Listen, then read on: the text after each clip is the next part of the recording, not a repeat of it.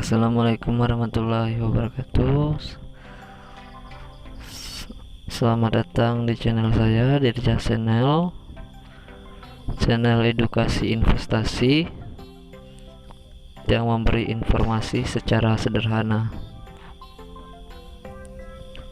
Kali ini saya akan membahas tentang apa saja ilmu dasar yang perlu diketahui apabila ingin terjun ke dunia saham.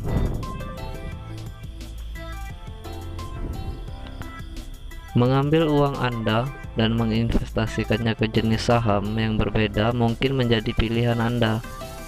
Tetapi, jika Anda ingin menjadi investor yang sukses, itu bukan pilihan yang baik. Banyak investor pemula kehilangan uangnya setiap tahun. Mungkin ada berbagai alasan mengapa itu terjadi. Tetapi ada satu hal yang harus dipahami oleh investor pemula, yaitu mereka tidak punya pengetahuan tentang sejumlah besar saham, dan mereka tidak memiliki tim atau teman yang memberi pengetahuan itu. Jadi, kesimpulannya adalah, jika Anda tidak memiliki pengetahuan yang cukup, Anda akan berakhir dengan kerugian. Itu berita buruknya. Kabar baiknya, Anda dapat mengurangi kerugian dengan melihat beberapa faktor kunci dalam berinvestasi. Jadi, pertanyaannya sekarang, apa saja faktor kunci itu? Yang pertama adalah teliti perusahaan sepenuhnya. Apa yang mereka lakukan, di mana mereka melakukannya, dan bagaimana caranya. Investor harus menghindari membeli saham kecuali mereka memiliki pengetahuan tentang bagaimana perusahaan menghasilkan uang. Misalnya, apa yang mereka produksi, apa jenis layanan yang mereka tawarkan, di negara mana mereka beroperasi, apa produk andalan mereka, dan bagaimana penjualannya. Apakah mereka dikenal sebagai pemimpin di bidangnya? Kita harus mengetahui itu semua. Anggaplah membeli saham ini sebagai kencan pertama, karena Anda mungkin tidak akan berkencan dengan seseorang jika Anda tidak tahu siapa mereka. Tetapi jika Anda tetap melakukan itu, berarti Anda mencari masalah. Terus, di mana kita mendapatkan informasi ini secara detail? Sebenarnya ini sangat mudah ditemukan. Menggunakan mesin pencari pilihan Anda, misalnya Google. Buka situs web perusahaan dan baca tentang mereka. Segampang itu kan? Yang kedua, cari rasio harga terhadap pendapatan perusahaan. Karena harga saham saat ini relatif terhadap pendapatan per sahamnya. Bayangkan sejenak, Anda berada di pasar untuk seorang pedagang yang Anda percayakan modal padanya. Terus, Anda bertanya pada dua orang pedagang tersebut. Salah satu dari mereka memiliki sejarah panjang dalam berdagang. Dagangannya laris dan orang-orang, bahkan teman Anda sendiri, percaya dengannya. Dia memberitahu Anda bahwa untuk setiap Rp10.000 keuntungan yang dia hasilkan dengan uang Anda, dia akan menyimpan 4.000 dan memberikan Anda 6.000. Sedangkan pedagang lainnya baru saja memulai usahanya. Dia memiliki pengalaman yang sedikit, meskipun dia tampak menjanjikan. Satu-satunya keuntungan memberikan dia modal adalah harganya lebih murah,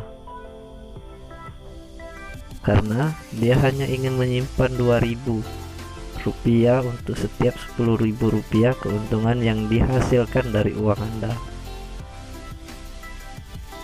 Pertanyaannya, bagaimana jika dia tidak dapat menghasilkan keuntungan sebanyak pedagang pertama?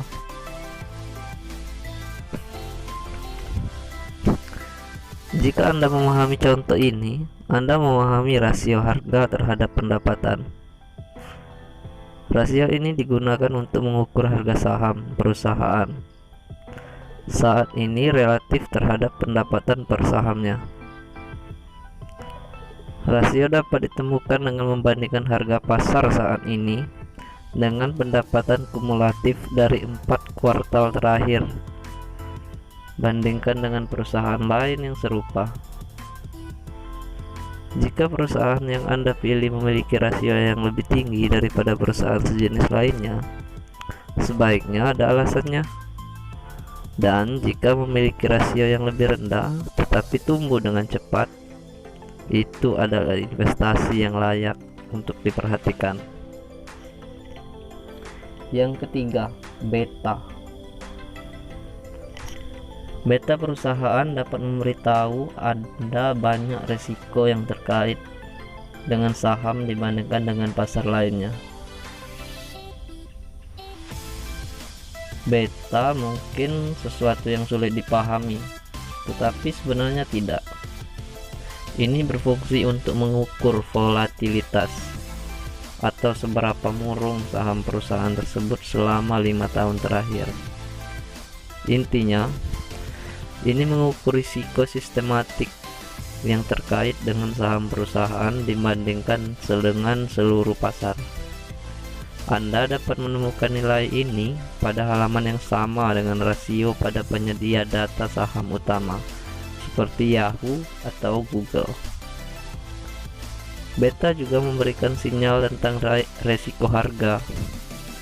Anda harus memperhatikan saham beta tinggi dengan cermat, karena meskipun berpotensi menghasilkan banyak uang, mereka juga berpotensi mengambil uang Anda. Beta yang lebih rendah berarti bahwa saham tidak bereaksi terhadap pergerakan seperti yang lainnya. Ini dikenal sebagai saham defensif, karena uang Anda jauh lebih aman. Tetapi Anda tidak akan menghasilkan banyak dalam waktu singkat. Keuntungannya, Anda tidak harus memantaunya setiap hari. Yang keempat, jika Anda ingin berinvestasi, investasikan pada saham dengan dividen tinggi. Karena kebanyakan investor pemula tidak punya waktu untuk mengawasi pasar setiap hari dan menginginkan sahamnya menghasilkan uang tanpa perhatian. Dividen itu sendiri mirip seperti bunga dalam rekening tabungan.